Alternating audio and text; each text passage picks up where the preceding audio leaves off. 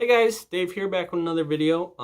Today we're going to be doing another manga review. I know manga videos and anime videos are were the main focus, and they still are a big focus of my channel. I still, obviously, just look at me. Look at me as a person, and then look at my room and tell me that I don't fucking love anime. Like look at my fucking hidden leaf. Not that I'm trying to prove myself or whatever, but I know that's been a big focus, and again, it still is. But if you guys may have noticed, I've been trying my comedic,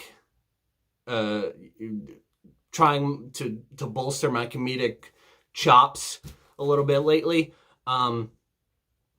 because I love comedy, and it's a huge interest of mine, along with all this other stuff. So I appreciate the support those videos have been getting. It really means a lot to me. Every comment, subscription really means a lot. I think last time I checked, we're at 67 subscribers, which is very close to 69. Like I mentioned, that would be hilarious if we got to 69 subscribers and then just stayed there, because obviously 69 is really funny if you're, a juvenile. I'm not one of those. Half the time I say shit and I don't know what I'm fucking talking about. But anyway, we're back here with another manga review. I appreciate the patience in between anime and comedy stuff. I'm trying to get a schedule for myself. I'm actually still trying to purchase an Elgato.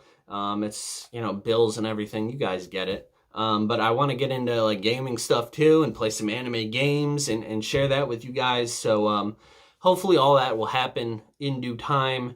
And then maybe when we get some more regular content up, we can get kind of a schedule going. So I appreciate you guys, sticking with me and hanging out and seeing what happens here.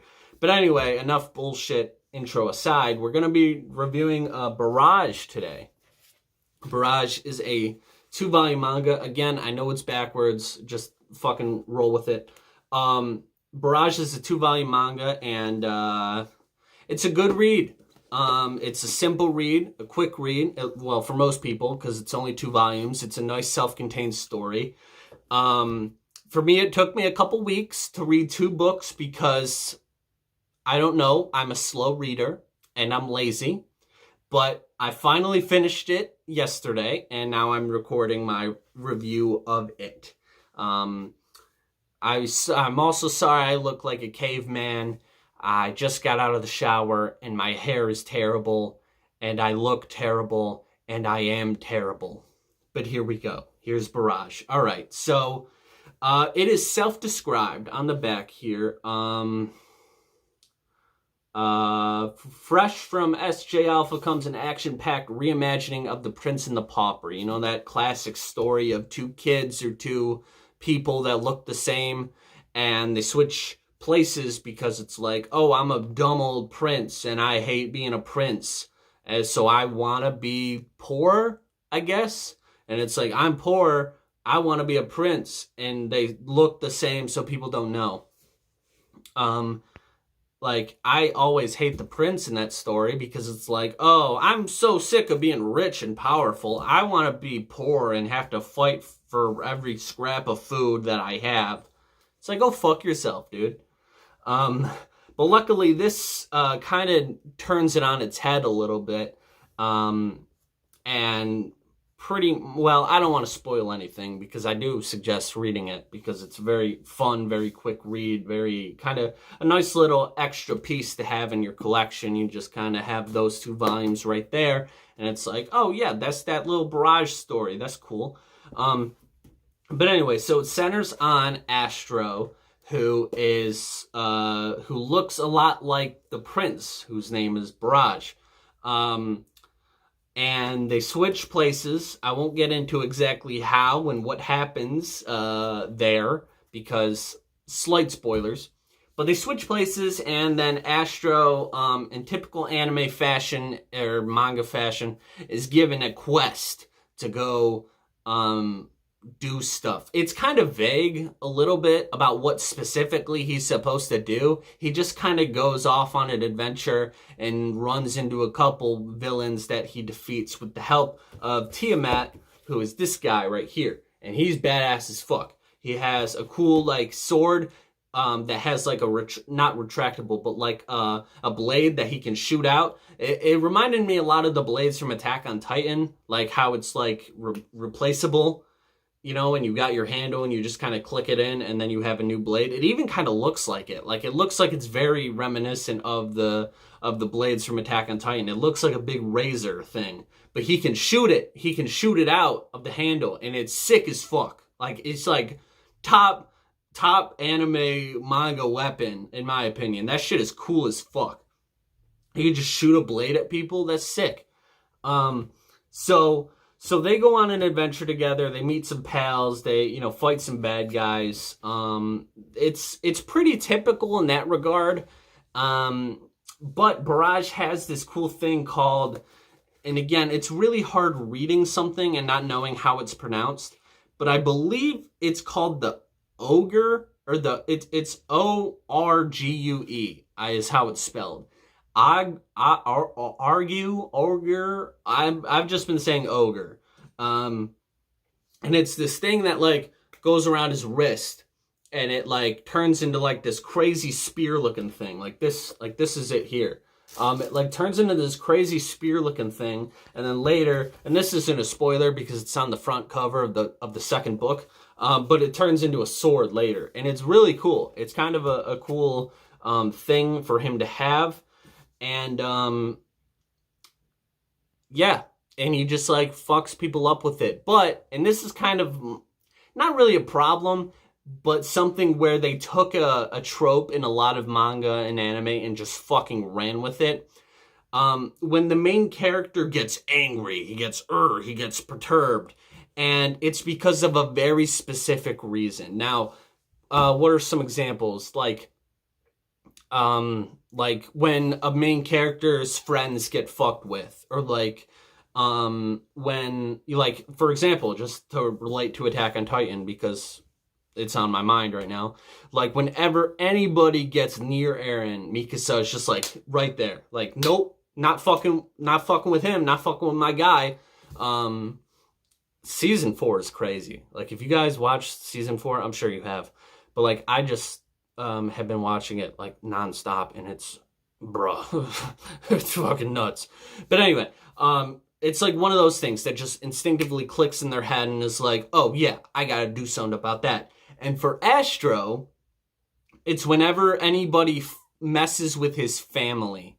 And it's really funny because he'll just be like, la-di-da-di-da, I'm Astro, like, talking to people, like, oh no, there's a bad guy, that's crazy. I mean, you know, I don't know what I'm going to do about it. What, they fucked with your family? I'm going to kill them. I will murder them. Like, it's really funny how just 180, he's like, family? And it comes up very often. Like, it was something that made me giggle giggle? Yeah, whatever, I laughed.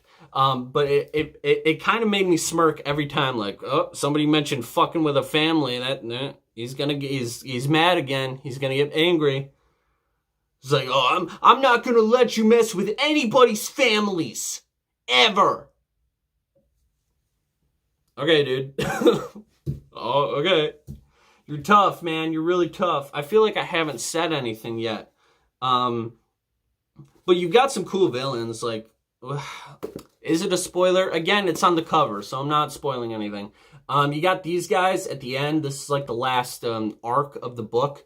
Is he fights these guys. They're pretty cool. This guy's got, like, super cool, like, leg attacks, and he, like, basically uses his legs as, like, fucking swords. And that's kind of neat. This guy is like your typical, like, I'm gonna rid the world of all of its impurities and blah, blah, blah. And then this guy's just a little twerp. He's a little dork, but he's, like, a traitor to, like, the order or the empire or whatever. Oh, and also, Astro's got his own little family, as we've heard. Like, back in the slums, he was, like, caring for all these kids. And that's pretty cool. That's very noble of him, so that's really neat. Oh, I didn't even talk about the setting yet, and that's the biggest and kind of coolest thing about this. I don't know why it took me so long. I was too busy talking about families and Attack on Titan. But it takes place in, like, this weird, not weird, but, like, this interesting mix of, like, fantasy but sci-fi. it's something that we've seen a lot. So that in and of itself isn't crazy. But like, you've got all these aliens, like even some of the kids that he takes care of are like aliens. And then sometimes they coexist with one another. Sometimes the aliens are like bad guys that take over these human villages. And it's like this cool like dichotomy between like humans that are already here and then aliens that are migrating like to all these different planets, and they call it like the period of the warring planets, I believe. And it's like this kind of overarching backdrop to like Astro and Tiamat and what they're up to, and it's pretty cool. You get to see different like different little arcs in the story, different chapters. I have Astro going and helping different people, and you get to kind of see the effects of this war and the effects of like how people view one another. And it's really interesting, and it kind of is really impressive world building for, you know, having 2 volumes and being able to accomplish all of that kind of backdrop within 2 volumes. I find that pretty impressive because it felt like a fully realized world and a fully realized story and environment, but only in 2 volumes. I keep saying, take a shot if you're of age, and I'll look directly at the camera because I keep looking at the screen, directly at camera. If you're of age, take a shot every time I say, you will be blitzed. Anyway, does count? They're different. You could pick and choose, make your own game out of it. But fuck. But it's definitely a good story, and it's definitely something that I think a lot of people would enjoy, especially fans of the traditional shonen thing. I mean, this is Shonen Jump Alpha, so it's very shonen in a lot of ways because, well, it is shonen, duh. But it's got a lot of cool elements. It's got a lot of your typical shonen fanfare that I think a lot of people will enjoy. And if you're not a fan of shonen stuff, this definitely wouldn't be for you, because some of the shonen stuff, like I mentioned, like the whole family thing, like every time anybody ever mentions a family, like you could be playing Sims. Like, you could be playing Sims and just fucking around and be like, oh yeah, so my Sims family died. And Astro would be, family? What? Like, you killed a family? I'm gonna murder you. Like, it's pretty stupid. I probably just scared my dog. Is he all right? He's fine. But it's interesting. And so if you're not a fan of shonen, the typical shonen stuff, it may not be for you, because like I said, it takes the stuff and fucking just runs with it. But the other stuff it's got going is pretty good. Again, the world is fun. The characters are pretty interesting. The weaponry is really cool and kind of sort of unique. Not really, but it takes like existing weapons and like kind of gives it its own, Barrage style spin. But yeah, it initially drew me in because of that whole Prince and the Pauper thing. Because I'm a big fan of taking existing stories and kind of mixing them up, kind of giving them a new spin, a new, anime, manga aesthetic. And I think this did a pretty good job. I mean, at the end of the day, it kind of devolved into the typical shonen fare. But at the beginning, there was a lot of cool, like, interesting stuff of him, like, Astro weighing the pros and cons of becoming the prince. He's like, fuck, I'm not the prince, but like if I tell them that I'm not the prince, they'll fucking kill me. Like I don't know what's gonna happen to me. And also, like, if I become the prince, I can help my kids, I can help my family. And it, unfortunately, and this is a slight spoiler, it kind of drops all that really fucking quick. I don't want to spoil anything, but like, you get to a certain spot and you're like, oh, Prince and the Pauper, this is cool, and then just, all right, never mind. Nobody cares. Slight spoiler. The king, like, pretty much right off the gate. And again, and this may be a detriment to it being only 2 volumes. I don't know why I keep showing it. You guys know what the fucking books look like. But it may be a detriment to it being only 2 volumes, because right away the king's like Astro's like, hey, I'm not the prince, dude. I'm sorry. I don't know what to tell you. And the king's like, fuck, man. all right, well, I guess you can just still be the prince because, you know, whatever.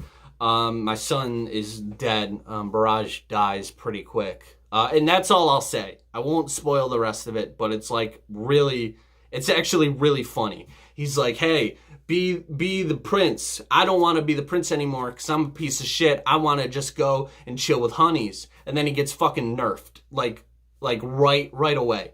And it's actually really funny. So I won't show any of the imagery, not because it's bad or graphic imagery, but it's just really funny, and I want you guys to be able to experience that for yourself. So I'll leave it at that.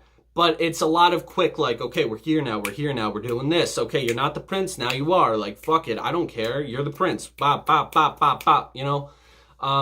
So it definitely moves quick, and it's definitely, you know, if you're a fan of that, like, style of shit, and if they ever made this into an anime adaptation, if they have, I don't know, but if they ever did, it would be quick. There wouldn't be any filler because there's really nothing to go off of except we're here.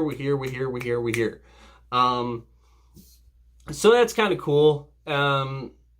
It definitely didn't rub me the wrong way, but it was like, I kind of wish they kind of did a little bit more with that. Like, the king immediately is like, you're not my son? My son's dead? Well, I guess you could be the prince anyway. Like, that, it felt a little weird to me, but I kind of understand why they did that. Obviously, they don't have a lot of space trying to contain it into 2 volumes, so, you know, it was good. And the art is really good. I didn't really talk about that much. It's pretty standard anime.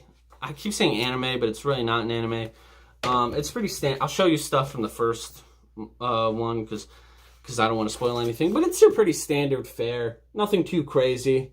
I don't know if you guys can see that. Also, the wording and everything is going to be backwards. But, you know, nothing crazy. Good. It's good. It's a good, solid story. Like, I feel like I kind of... You know, I feel like my reviews are a little weird because I talk about one thing a lot and then I talk about nothing for like the rest of the video. But I don't know. There's not a whole lot to go off of for me personally when it comes to Barrage. I thought it was a pretty good self-contained story.